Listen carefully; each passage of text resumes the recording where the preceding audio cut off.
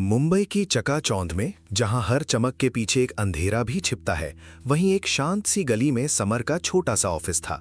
Summer 30 की उम्र पार कर चुका, लेकिन उसकी आंखों में इतनी पैनी धार थी कि कोड की सबसे जटिल उलझनों को भी सुलझा दे। उसका लैपटॉप बैग उसके पुराने दोस्त की तरह हमेशा उसके साथ रहता था, ठीक उसी तरह जैसे एक पुराना असफल केस उसके जहन में अटका हुआ था।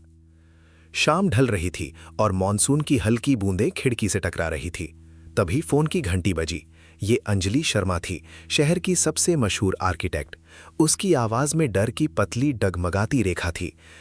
समर, मेरा सब हैक हो गया है। वो मुझे ब्लैकमेल कर रहे हैं। समर ने फोन रखा। उसका दिल तेजी से धड़का। कौन था वो जो अंजलि की डिजिटल जिंदगी को ऐसे नोच रहा था, और क्यों? समर तुरंत अंजलि के भव्य ऑफिस पहुंचा। शीशे की दीवारों वाला वो आलीशान दफ्तर अब डर और अनिश्चितता से भरा हुआ था। अंजलि, जो आमतौर पर आत्मविश्वास से भरी दिखती थी, अब एक टूटी हुई तस्वीर थी। उन्होंने मेरी सारी निजी तस्वीरें, मेरे क्लाइंट्स के गोपनीय डिजाइन्स सब चुरा लिया है, उसने कांपती आवाज में कहा। स्क्रीन पर एक धमकी भरा संदेश चमक रहा था। 5 करोड़ रुपए या सब कुछ दुनिया के सामने।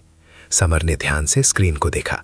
ब्लैकमेलर ने एक पुरानी धुंधली तस्वीर भेजी थी, जिसमें अंजलि एक युवक के साथ खड़ी थी। तस्वीर के कोने में एक छोटा सा, लगभग अदृश्य एम जैसा निशान था। समर ने उसे अपनी डिजिटल आंखों से स्कैन किया। एक सुराग। समर अपने घर लौटा, जहां उसकी दुनिया उसकी कई स्क्रीन्स में सिमटी हुई थी। रात भर उसने कोड की गहरी गलियों में छानबीन की। आईपी एड्रेस कई देशों से होता हुआ आ रहा था, जैसे कोई भूत अपनी पहचान छिपा रहा हो। लेकिन फिर एक अजीब सी बात उसके सामने आई। एन्क्रिप्शन का एक पैटर्न, बहुत पुराना, लगभग भूला हुआ। ये तो मैंने कहीं देखा है, पर कहाँ? उसने बुदबुदाया। उसके दिमाग में उस पुराने नाकाम केस की धुंधली यादें तैरने लगीं, जहां एक युवा टैलेंटेड लड़की ने सब कुछ खो दिया था। अगली सुबह समर अनिच्छा से इंस्पेक्टर राकेश से मिला। राकेश एक मंझे हुए पुलिस अफसर, साइबर क्राइम को अभी भी तकनीकी बकवास समझते थे। देखो समर, राकेश ने कहा, कोई नाराज कर्मचारी होगा या कोई प्रतिद्वंद्वी आर्किटेक्ट। ये मिस्टर खन्ना, अंजलि के पुराने कॉम्पिटिटर, थोड़े संदिग्ध लगते हैं।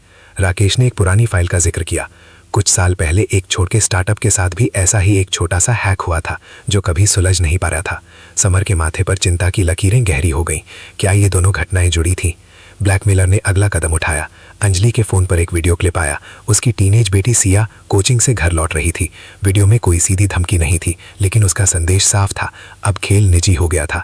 पैसे देने की समय सीमा 24 घंटे कर दी गई। समर के अंदर एक ठंड सी दौड़ गई। उसे लगा जैसे पुराना भूत वापस आ गया हो, उसे उसी नाकामी की याद दिला रहा हो। वो तेजी से कीबोर्ड पर अपनी उंगलियां चलाने लगा। स्क्रीन पर कोड के भंवर घूम रहे थे। उसे हर हाल में सिया को बचाना था। उसने फिर से उस एम निशान पर ध्यान केंद्रित किया। वो उसे एक पुरानी ऑनलाइन आर्किटेक्चर फोरम पर मिला, जहां अंजलि ने कभी अपने शुरुआती डिजाइन्स पोस्ट किए थे। उस निशान के साथ एक यूजर नेम जुड़ा था, मैवरिक आर्किटेक्ट। समर के दिल में एक झटका सा लगा।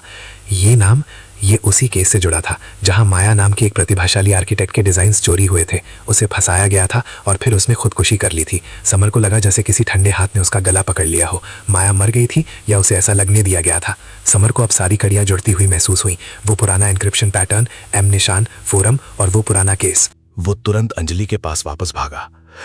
ये सिर्फ फिरौती नहीं है अंजलि जी, ये बदला है। अंजलि ने माया नाम की किसी लड़की को जानने से साफ इनकार कर दिया। समर ने उसके ऑफिस की बड़ी स्क्रीन पर पुरानी अखबारों की क्लिप्स दिखाई। माया के डिजाइन्स की चोरी, उसकी आत्महत्या की खबर, और फिर उसने अंजलि के एक पुरस्कार विजेता डिजाइन को माया के पुराने चोरी हुए डिजाइन से मिलाया। दोनों में चौंकाने वाली समानता थी। समर ने अंजलि के मौजूदा प्रोजेक्ट फाइल में एक सूक्ष्म, लगभग अदृश्य कमी की ओर इशारा किया। एक डिजाइन में छोटी सी भूल, एक हस्ताक्षर जैसी त्रुटि, जो माया के मूल डिजाइन में भी थी।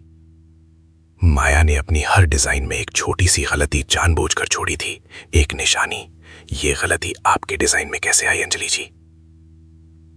अंजलि का चेहरा पीला पड़ जाता है। उसकी आंखें बड़ी हो जाती हैं, जैसे कोई गहरा राज उजागर हो गया हो। माया मरी नहीं थी, समर फुसफुसाता है। वो गायब हो गई थी और अब वो वापस आ गई है। उसकी आवाज में एक अजीब सी उदासी और दृढ़ता थी। आपकी बेटी सिया, वो माया ही है। उसने अपना नाम बदल लिया है, चेहरा बदल लिया है, लेकिन बदला नहीं भूली। अंजलि के पैरों तले जमीन खिसक गई।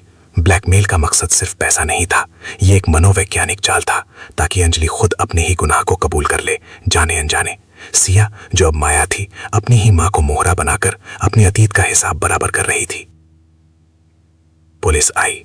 अंजलि को ब्लैकमेल के लिए नहीं, बल्कि माया के डिजाइन्स की चोरी और उसे फंसाने के आरोप में गिरफ्तार कर लिया गया। सिया, माया वहां नहीं थी।